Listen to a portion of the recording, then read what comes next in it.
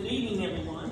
It is my privilege and honor to introduce you to my nephew, Colonel Anthony Cole Sr. He was born in Milton, Florida. He's a native of Lexington, Missouri. He enlisted in the Army in 1986 as a combat engineer.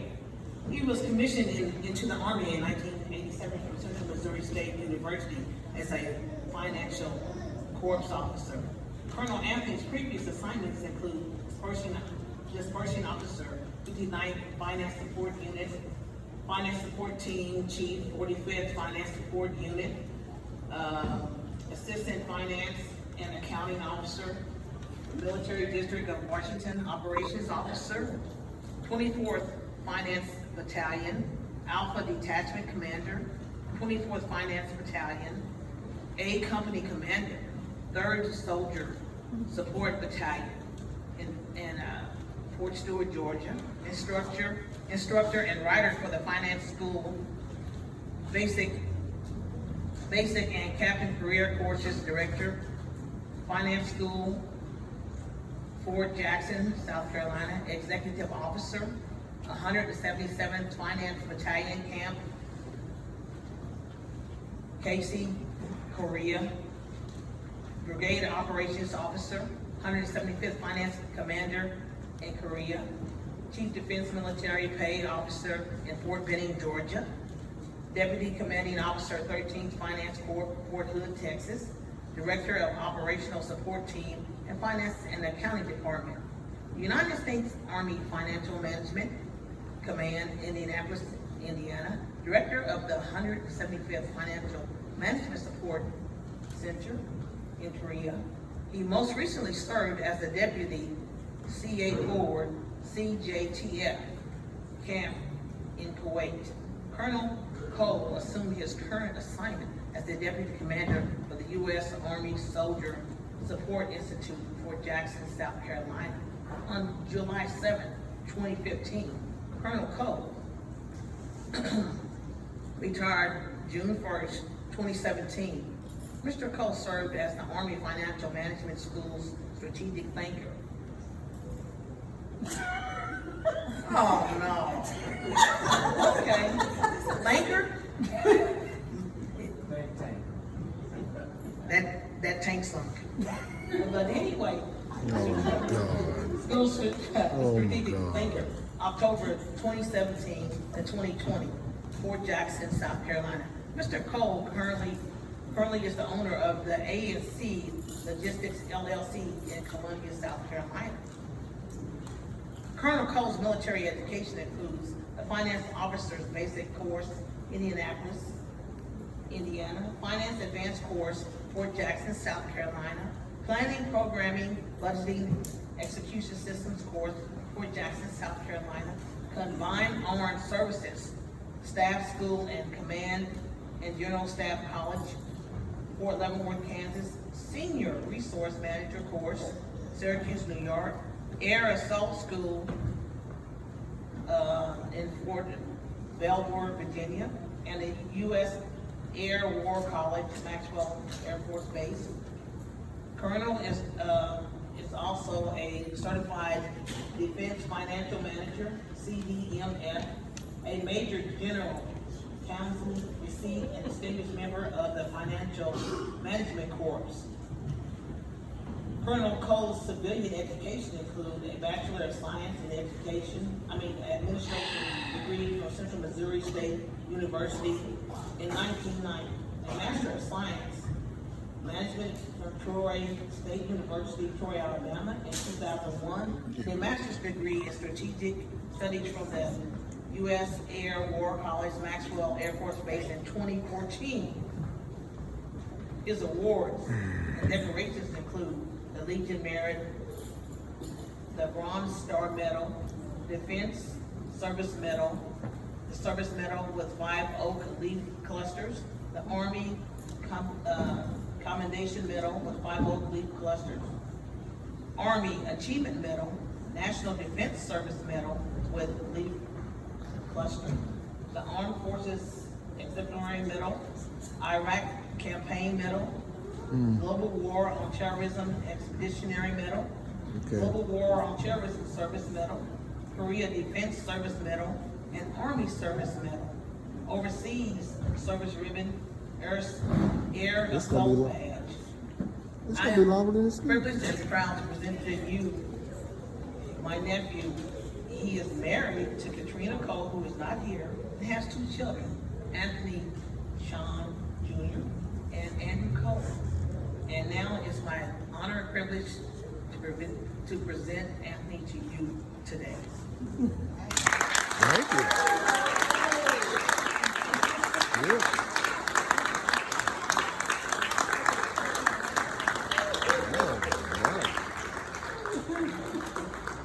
Well, I tell you, Shirley, thank you for that warm welcome, that respectful welcome. Every time I hear just the bio, I could have cut her off right. Because today is not about me.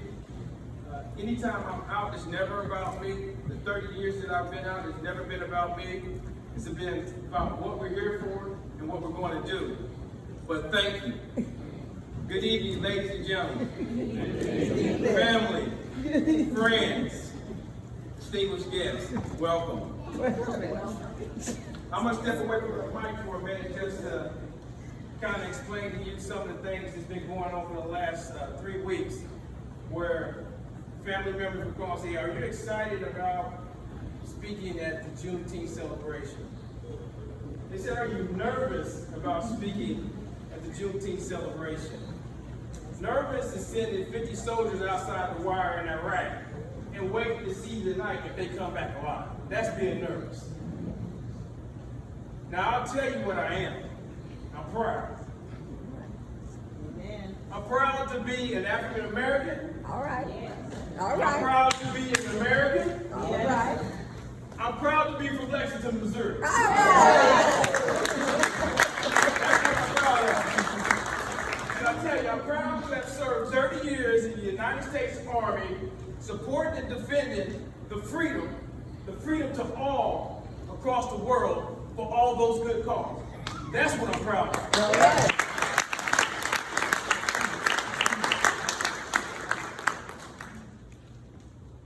Today is a great honor for me to be the guest speaker.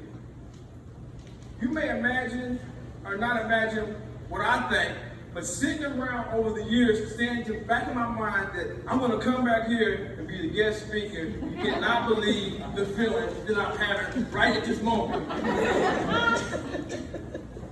Before I get started with my message, I'd like to thank the Juneteenth Committee, because without the committee reaching out to me to come back to Lexington, then I wouldn't be here.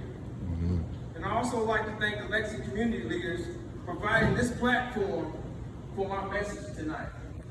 So, thank you. I also would be remiss if I didn't recognize my wife. She's not here, Katrina. She's with my son, Andrew, because he plays AAU basketball. So he has a tournament this whole weekend, so one of us had to be there. But I also like to thank my son, Anthony, up front for coming here. My dad's in the back somewhere. My sister Stacy sitting over there, and a host of family members. Thank y'all for coming. Y'all always seem to support me for 30 years, no matter where I went, how I went. I know I can always count on you, so thank you. I love you.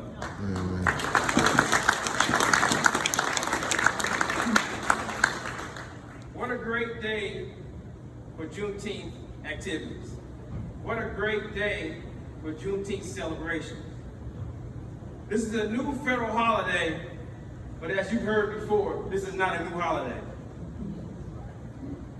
We'll get into the history of Juneteenth, and we've already had something from Alan Lee and from Ms. Williams. But I want to just decipher the history just a little bit more, because it's going to lead into my first point. I was told not to be long-winded, but to have value content. So if y'all could please bear with me for the next 2 hours.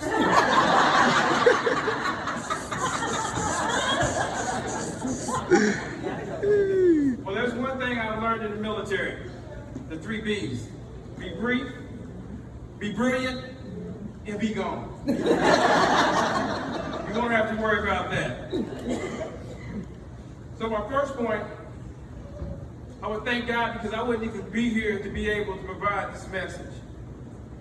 So with that, I think God wanted us to understand, and this is not a religious perspective, so I don't want everybody to come at me.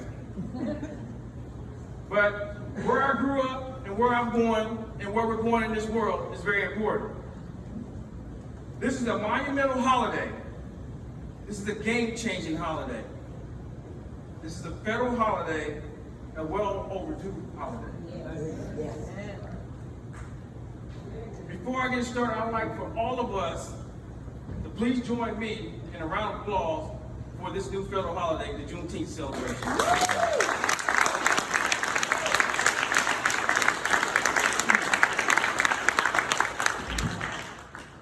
And again, I will be very remiss because this weekend is Father's Day. So let's give all the fathers a big round of applause.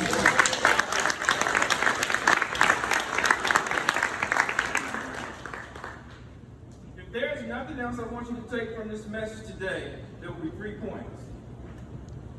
3 major points. My first point is not to educate, but to provide knowledge. Yes. What each of you do with the knowledge is either your measure rod to life or change the hearts and minds of people. Let me begin by providing some insight to Juneteenth. Not to offend anyone, not to insult anyone's intelligence, but just to make my first point. It may seem simple, but it's not always clear. Let's start by saying you don't have to be uncomfortable with this holiday.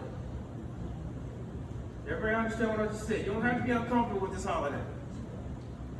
You don't have to debate this holiday and ask why. You don't have to debate this holiday out of fear. You don't have to ask the question of why now. Why does it exist? It's always existed. I will provide this brief summation because we've already discussed it and how it came about. But I just want to make a few points as I make my first point. Juneteenth honors the emancipation of enslaved African Americans in the United States. We know that. Juneteenth is made up of 2 words, June and 19th. So I want everybody to kind of get an understanding of the history as we move forward. They say it's believed to be the oldest African American history holiday. It is.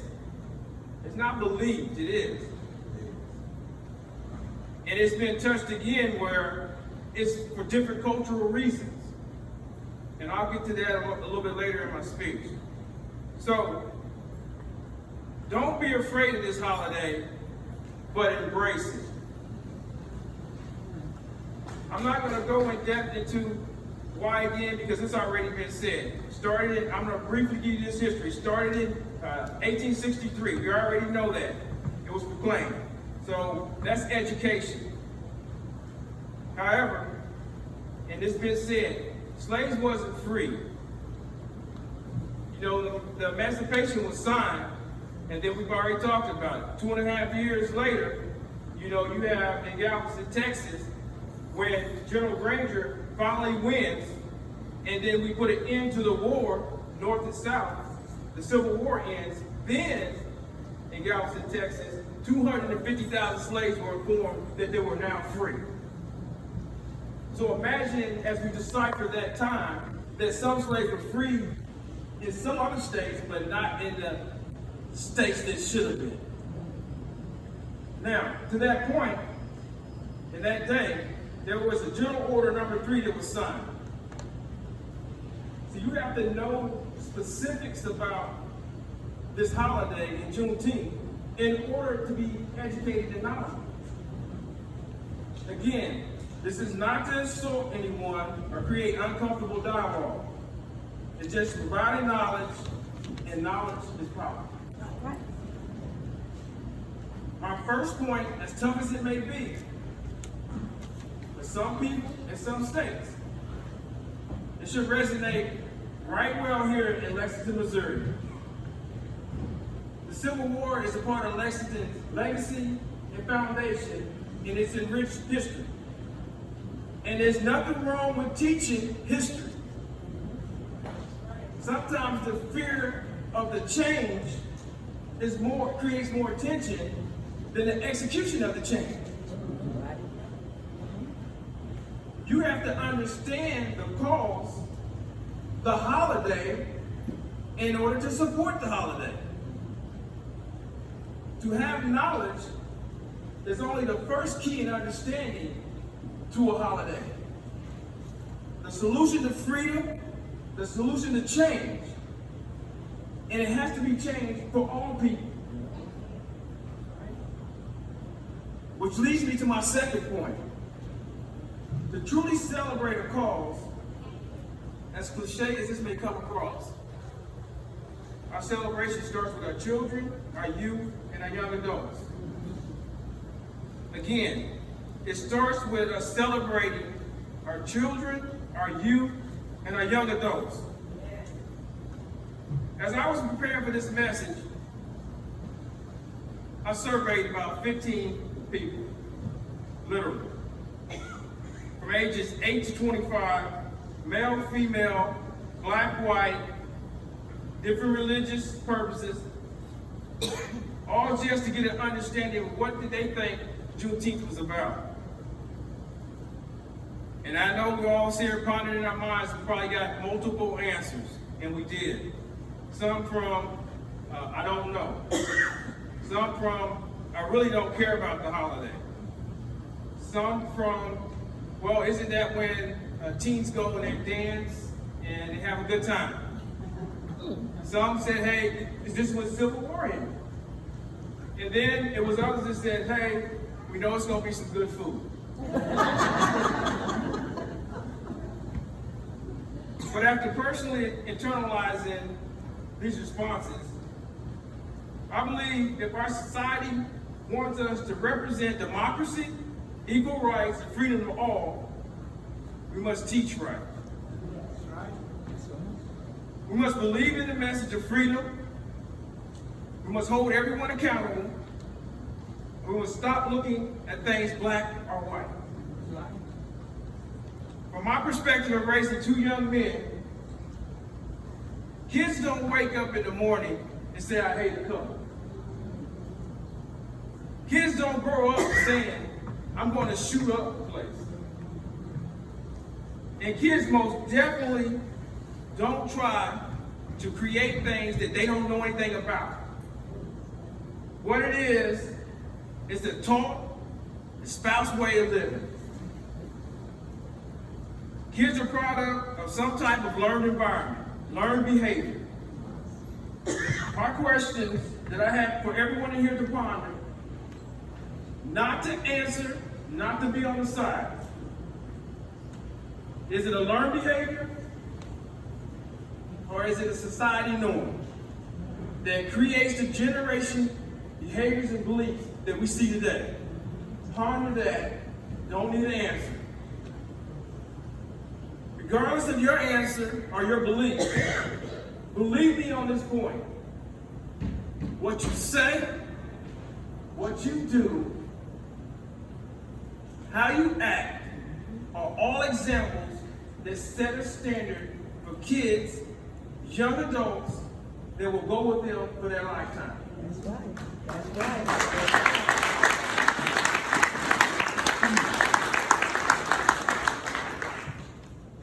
So again, I say, we must set right examples to truly expect generation change. In order to make a change, we must sacrifice. And for the kids out here, you must sacrifice those video games. You must get back out to what we used to do when you get out to the park and play.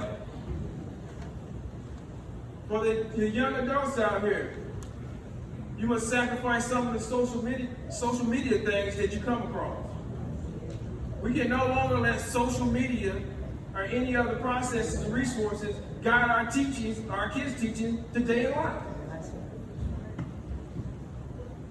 We have to get back to treating people with dignity and respect, not use every distraction for a way of influencing our agenda, are teaching our generation. Most important, as parents, teachers, friends, and peers, we must teach what we preach. If this world is built on all the free and dreams, and we can live peacefully, then teach it, not preach it. If we can come to an understanding that all people are created differently, which we are, and can live in harmony, then we can still see change. We must want change and hold people accountable. We need to say out loud that the recent atrocities, the cowardice, and the hatred that we've seen in our country with the mass shootings in Uvalde, Texas, killing 19 people, especially kids, the shooting we had in Buffalo, New York, the shooting we had on the New York subway, and then the shooting we had in California at the church cannot be tolerated. All right.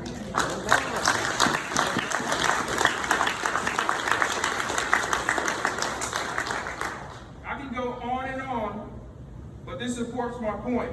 Our children, our youth, and adults must see a life in a different way if we expect change. We must learn from the past and past examples, and not let the past be the past that we seek to celebrate freedom and change freedom for all. Which leads me to my final point. Don't let the past keep you from seeing the future. Again, don't let the past keep you from seeing the future. I've learned right here in Lexington, Missouri, while playing sports, working at KFC, they used to call me Chicken Man, I remember that. And going to high school, things were different. Life perspectives were different. Privileges were different. And quite frankly, I was different.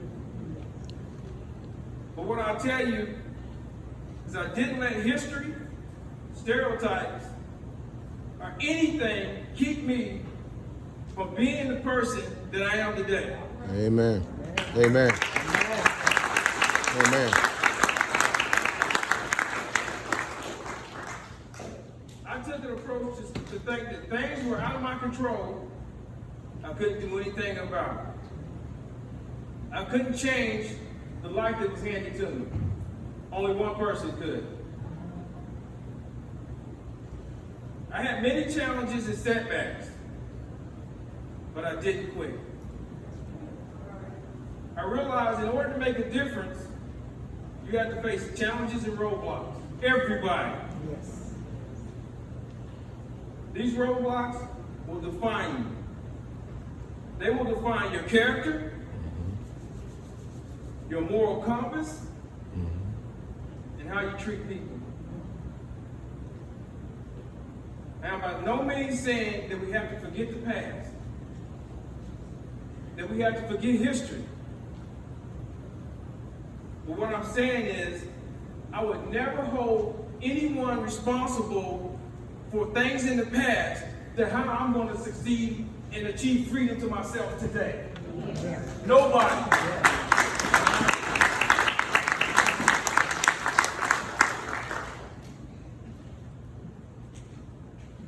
I was always told right here that I couldn't achieve anything in life. I was always told I was too small to play football. And I was always told I wasn't the smartest kid in school. Amen. And when I started my military career, I was reminded I wasn't officer material. Look at me now. Come on now. Yeah. Well, to all present, family and friends, because everybody in here is family and friends to me, It is possible to be taught to do the right thing. To expect to be an example setter. To teach our youth to love our neighbor and treat everyone with dignity and respect. It is possible. Yes, yes. I started out my military career right here in Lexington, Missouri in 1986. I enlisted as a private in the National Guard right down here, 12 Bravo. Joined ROTC at Central Missouri State and was commissioned as a finance officer. Served 30 years, 11 months, 6 days. Was deployed to Iraq, Afghanistan, Kuwait, Korea, Germany, the Horn of Africa, Egypt, many other times to support freedom causes. Now I stand before you today as a retired Army Colonel.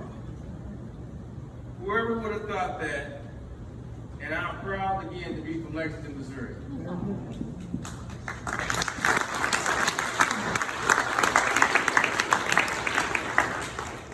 I am truly celebrating freedom, change, and the future. If I can change, see change, and embrace change, so can you.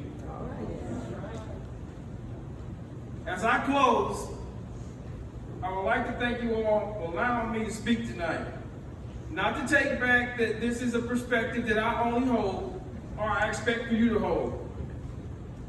But this is a perspective of how can we continue to celebrate freedom as we try to change the hearts and minds of people on a daily basis. As I close, I want you to take these 3 things, if nothing else, and remember my 3 points. 1, become more knowledgeable about a federal holiday, this federal holiday, because knowledge is power. 2, teach our children, youth, and adults how to set the right examples in life. Teach what you preach. And 3, don't let the past keep you from seeing the future. All right. Set your own path to change and set your own path to helping people in freedom, all people, not just one. If we can strive to attain half of these simple understandings, we will celebrate freedom not only during Juneteenth celebrations, but in life. Finally, I would just like to leave everyone with my favorite poem. Every time I felt that I needed motivation, or I felt that I needed that extra boost, I could always count on this poem. This poem was written by Langston Hughes. It's called Mother to Son. Mom, sorry, I see you out there. Well, son, I tell you, life for me ain't been a crystal stair. It's had tacks on it, and splinters, and boards torn up, places on the carpet bare. But all the time, I've been a climbing on, and reaching and landing, and turning corners, and sometimes going in the dark, where ain't been no light. So boy, don't you turn back. Don't you sit down on those steps. Because you find it kind of hard. Don't you fall now. Because I'm still going, honey. I'm still climbing. And life for me ain't been no crystal stair. Thank you very much.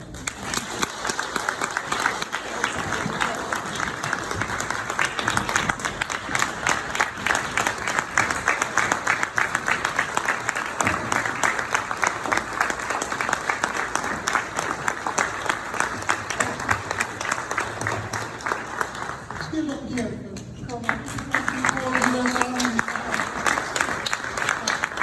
Colonel Carter has graciously agreed to take questions and answers from the audience. If anybody has any questions you want to ask Anthony about any various topics about what he talked about today, or any other thing about his career or life message, feel free. All right, all the way in the back. Okay, go ahead. Hi, I don't have a question. I want to make an apology. When I came in and was setting stuff up on the stage, I saw this really young man. Your coat was on the stage. And I thought, well, the city has sent us a police officer to make sure there's no trouble. That's nice, he's working. I better leave him alone because he's working. You look far too young for that long resume. And thank you for all of you, for all that you Nah, he's that old. He's that old. Thank you very much for that. Thank you. In the back. What was the hottest day you ever experienced in Afghanistan or wherever you were where it was the hottest? So probably, I guess with the heat index, probably about 140. A quick story. So we got off the plane and I had all my soldiers together and we were, when you get off on that tarmac, it's nothing but gravel, just tar. And then the sun's been beating on it all day. And we all got out and I can tell you right now, when initially we got out, called all the soldiers together, we called formation, and I seen stars. And they was all like, I was like, everybody, take your stuff off. I know you're tired. I know you're, I made everybody take their stuff off, but I really need to take my stuff off. Because I've literally seen stars because you're not prepared for that heat with all that equipment on when you get out that plane. And that was the hottest day that I experienced where I almost passed out. Yes. Cool. Any questions? Anything? Yes. What's your biggest hurdle starting out as Okay, so my biggest hurdle a was boot camp? a couple of them. So, I not unbeknownst to my drill instructors and all that, they always used to think that I couldn't outrun everybody to the mess hall, or I couldn't do a lot of things, right? So they kind of harassed me a lot. And it didn't bother me though. It's like military hazing. Okay, so it was good, and they said, you'll never amount to being nothing but an engineer, a ditch digger, bridge builder. And they drove me from that point to give me the incentive to say I was going to do something different. I was going to be better than that. So that was initially my biggest hurdle. And then once I did that, and I said, I'm going to go get commissioned at Central Missouri State, and I'm going to show those guys, right? And that was great. And on my first assignment, I tell you, I'm on a plane to fly to Germany. Guess the two people I see. You're right. My two drill sergeants said I would never amount to nothing. Aww. They looked and said, "You gotta be kidding me." I said, "Exactly." I said, "Put a sir on that, sergeant."